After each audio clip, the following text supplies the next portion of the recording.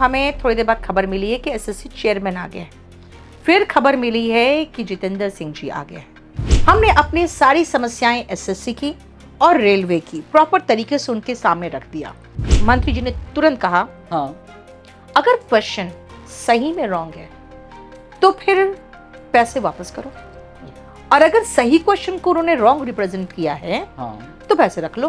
फिर ये मामले में भी एसएससी की अब 100 रुपये वसूलेगी, लेकिन वापस करेगी। तो अब कैसे विश्वास कर ले जब वो कह रहे हैं कि हम पैसे वापस दे दें? देखिए, अभी तक तो पैसे का वापस देने का तो बात ही नहीं था। बोलते रहे कि भाई स्टेनो का एग्जाम और सीजर का एग्जाम को पोस्टपोन कर दो जी, कर दो। क्या जवाब है उसका? आज मैम जो है डीओपीटी वापस गई थी सुबह से ही, और एक दो दफा वहां मुलाकातें हुई हैं। किन से मुलाकातें हुई हैं, आज क्या हुआ है, क्या डीओपीटी मिनिस्टर जितेंद्र सिंह से मुलाकात हुई, कश्मीर से जो आते हैं, इन सारे सवालों के जवाब में। देखिए, हम लोग सुबह 12 बजे की मीटिंग की टाइम थी, ठीक है, मैं 10 बजे निकल गई थी। लेकिन वहां पे क्योंकि एकदम बहुत ही ऐसा एरिया है जो बहुत वीआईपी एरिया है, तो काफी घुमा दिया गया। बड़े मुश्किल से तो फिर जिनसे हमारी बातचीत चल रही थी, उन्होंने प्रॉपर बताया कि यहाँ आना है, और उन्होंने फिर वहाँ पे जो गार्ड्स बैठे रहते हैं रास्ते में, दिल्ली पुलिस के जो रहते हैं, तो उनको उन्होंने बताया कि आपको इधर भेजोगे। तो हम लोग वहाँ पहुँच के मैं टाइम से पहुँच गई थी।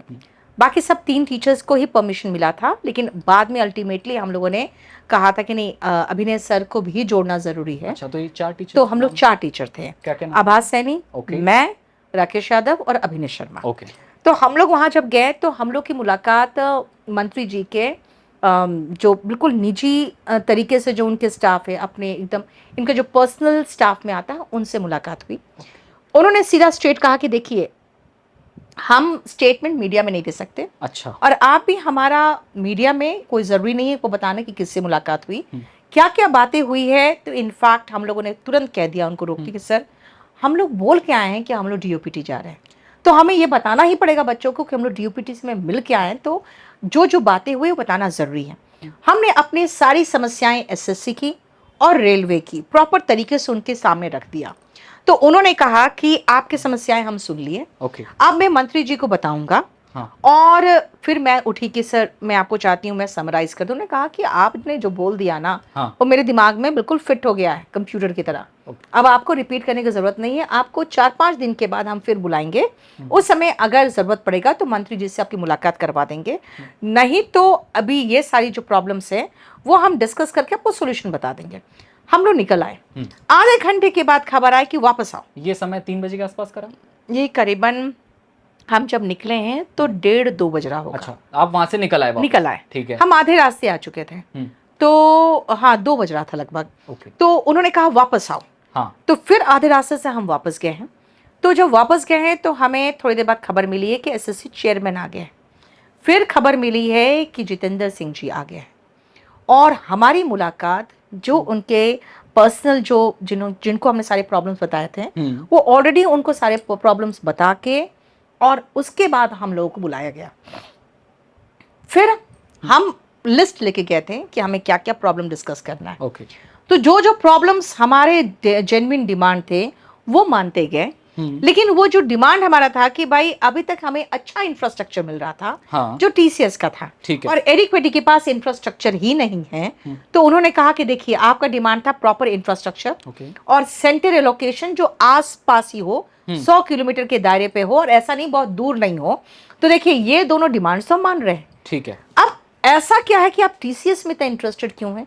आपको नहीं पता आपकी क्रेडिबिलिटी पे ये सारे क्वेश्चंस उठ रहे हैं। So don't make it problem for me also, and जो आपका जेन्युइन कॉज है आप उससे डाइवर्ट मत करिए। आपके जो demands, if you have certain problems, you tell me your problems. अगर वो प्रॉब्लम्स हम सॉर्ट आउट कर देंगे तो that is none of your business कि वो एडिक्वेटी करेगी, टीसीएस करेगी, कौन करेगा। तो आपके ये डिमांड से सेंटर लोकेशन पास हो, इंफ्रास्ट्रक्चर सही हो, मैंने कहा ये डिमांड से, तो वो उन्होंने मान लिया तुरंत। ठीक है। उसके बाद हमने कहा कि रॉन्ग क्वेश्चन एसएससी देती है। 10 रॉन्ग क्वेश्चन, 19 रॉन्ग क्वेश्चन आए हैं मेंस में। ठीक है। और उसके बाद उसके पैसे भी वसूलती है, 100 रुपये पर क्वेश्चन। ठीक है। करोड़ों वसूल लेती है। ठीक है। इनके डायरेक्टर का कहना है उससे सरकार रोड्स बनाती है। बताइए। ठीक है, तो उन्होंने कहा ये तो गलत है। तो मैंने कहा कि आपको 100 रुपये नहीं लेने चाहिए। तो एसएससी चीफ ने कहा कि अगर हम पैसे नहीं लेंगे हाँ, तो बच्चे मल्टीपल रिप्रेजेंटेशन देंगे और बहुत सारे क्वेश्चन रिप्रेजेंट कर देंगे। अच्छा, तो हमें पैसा लेना जरूरी है। मैंने कहा तो आप अपने आप रॉन्ग क्वेश्चन दे रहे हैं, हाँ। तो बच्चे क्यों पेमेंट करेंगे? मतलब तो करे कोई भुगते कोई।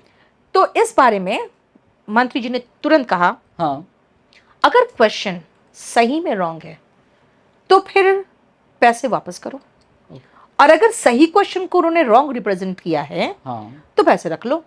हमने इसके लिए रेडी हो गए फट से। ये रेडी हो गए तो फिर ये मामले में भी एसएससी की अब 100 रुपये वसूलेगी, लेकिन वापस करेगी, क्योंकि क्वेश्चन रॉन्ग तो होता ही है इनका, तो इनको मैक्सिमम पैसे तो वापस ही करने पड़ जाएंगे। पैसे वाला जो मामला है ना, ये पहले भी था। हाँ, ये रेलवे वाला। हाँ, वो बच्चे आज तक कमेंट सेक्शन में आते हैं, कहते हैं हमारे रेलवे के पैसे आज तक वापस नहीं हुए हैं। रेलवे का उनका जो फॉर्म भरने के पैसे थे वो आज तक वापस नहीं हुए हैं। हाँ, क्योंकि वो पूरी प्रक्रिया समाप्त होगी तो वापस आएगी। तो अब उनका कहना है कि नहीं, एग्जाम दोगे तब पैसे वापस करेंगे। अच्छा, एग्जाम सेंटर उनका काफी दूर पड़ा, ठीक है। वो एग्जाम ही नहीं दे पाए तो 50% पैसे तो रेलवे ने रख लिया आराम से, बड़े मजे से। मतलब ये बेरोजगारों से कमाई का धंधा हो गया इनका। तो अब कैसे विश्वास कर ले जब वो कह रहे हैं कि हम पैसे वापस दे दें? देखिए, अभी तक तो पैसे का वापस देने का तो बात ही नहीं था।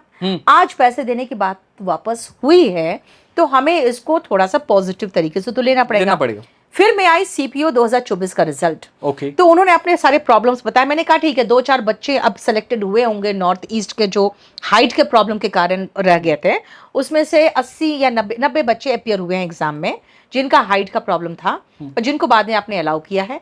तो उन्होंने कहा कि हाँ, रिजल्ट तैयार है। तो मैंने कहा फिर रिजल्ट दे दीजिए। मंत्री जी ने पूछा कब दोगे?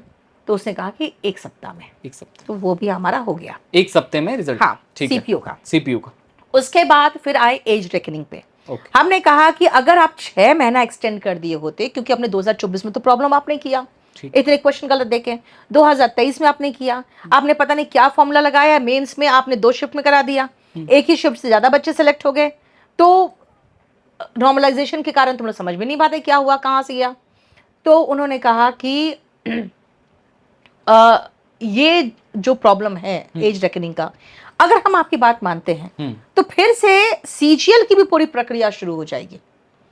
और अगर 2024 में निकला है तो 2025 एज रेकनिंग कैसे दे सकते हैं? मैंने कहा प्रॉब्लम तो आपने किया है, सॉल्यूशन दे। उन्होंने कहा कि नहीं, प्रॉब्लम हुआ था कोविड के समय, तो उस समय तो हमने सॉल्यूशन दे दिया, तो उस समय हमने ये दिया था, अभी तो कोई प्रॉब्लम नहीं हुआ। मैंने कहा 2024 में तो अपने रिजल्ट में क्या किया आपको खुद पता है। लेकिन वो नहीं, अब ऐसा होगा तो फिर ऐसा होगा, तो फिर सीजीएल का प्रक्रिया पूरा शुरू करना पड़ेगा। अगर हम एज रेकनिंग मान गए तो ये प्रॉब्लम हो जाएगा। अल्टीमेटली उन्होंने उस पर भी काटा लगा दिया कि नहीं हो सकता। फिर हमने कहा कि फिर मेंस आप 2 शिफ्ट में क्यों ले रहे हो? मेंस 2 शिफ्ट में लिए तभी तो ऐसा प्रॉब्लम हुआ है वहां पे कि 1 शिफ्ट से ज्यादा बच्चे सेलेक्ट हो गए। तो इस बारे में उन्होंने कोई जवाब नहीं दिया कि अभी प्री की बात हो रही है, अभी मेंस बहुत दूर है। हमने कहा मेंस आपका 1 शिफ्ट में होना चाहिए, और अगर हम लोग यहाँ बैठे हैं तो सारे मुद्दे डिस्कस कर ले। क्या चाहते हैं? मतलब एक आंदोलन किया, हम आप तक आए, बहस हुई, फिर उसके बाद बसों में ले गए, अब फिर वापस बाद में हम आए कुछ टाइम बाद, और फिर ये प्रोसेस वापस हो, ये सब क्या चाहते हैं? देखो, सबसे मेन प्रॉब्लम क्या है कि अभी प्री का एग्जाम आने वाला है। ओके। तो मेंस डिस्कस करने के मूड में ही नहीं, बिल्कुल मूड में नहीं है। उसके बाद आया कि आप जो अभी जो एग्जाम में क्वेश्चंस आ रहे हैं, हाँ। तो ऑफ कोर्स अब नया वेंडर है, सारे कुछ नया है। अब स्टैटिस्टिक्स से क्वेश्चन दिख रहे हैं, प्रोबेबिलिटी से दिख रहे हैं, जो कि है ही नहीं सिलेबस में। तो उन्होंने कहा कि नहीं, सिलेबस के अंदर ही क्वेश्चन बनेगा, ये हम लोग सुनिश्चित करते हैं। हमने कहा 10th 12th और ग्रेजुएशन के लेवल अलग अलग होने चाहिए। उन्होंने कहा ये भी होगा, लेकिन एज सच जो आउट ऑफ सिलेबस क्वेश्चन नहीं होगा। अब लेवल कैसा होगा दैट एसएससी विल सी, ये इस चीज़ को हम नहीं कर सकते। मिनिस्ट्री के लेवल पे जो हो सकता है वो हमसे बात करिए। तो मिनिस्ट्री के लेवल पे जो बातें हो पाई है वो अभी हमने अपने चैनल पे बता दिया, आपको बता दिया। जो मेन मुद्दा जो था इन बच्चों का डिमांड, जिसके लिए हम लोग बहुत देर तक रिक्वेस्ट करते रहे, बोलते रहे कि भाई स्टेनो का एग्ज़ाम और सीजीएल का एग्ज़ाम को पोस्टपोन कर दो जी, कर दो। क्या जवाब आया उसके बाद? उनका कहना था कि स्टेनो का तो एडमिट कार्ड भी जा चुका है, अच्छा, and we are prepared for the exam. मैंने कहा आपने सेंटर इतना दूर दे रखा है, सेंटर इतने घटिया है, और कहना है पूरी तरह से हम तैयार हैं। तो उनका कहना था कि ये सारे जो प्रॉब्लम्स अगर होंगे, हाँ, तो हम इस प्रॉब्लम को सॉर्ट आउट करेंगे।